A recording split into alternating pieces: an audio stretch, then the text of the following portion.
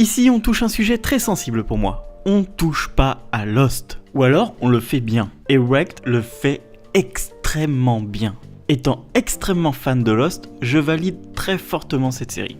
Wrecked est une parodie méta de Lost. Enfin, une parodie qui s'est très vite transformée en série avec des hommages, mais avec une intrigue propre à elle.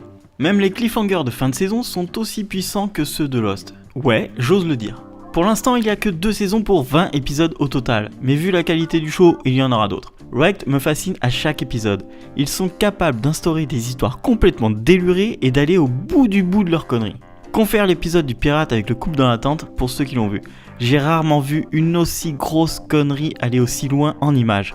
L'écriture est intelligente et parle à tout le monde, que tu sois fan de Lost ou juste casual viewer ou sériephile cinéphile, tout le monde est content.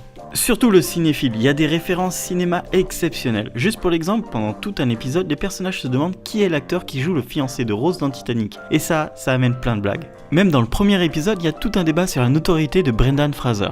J'étais fou devant ça, sachant que j'adore cet acteur.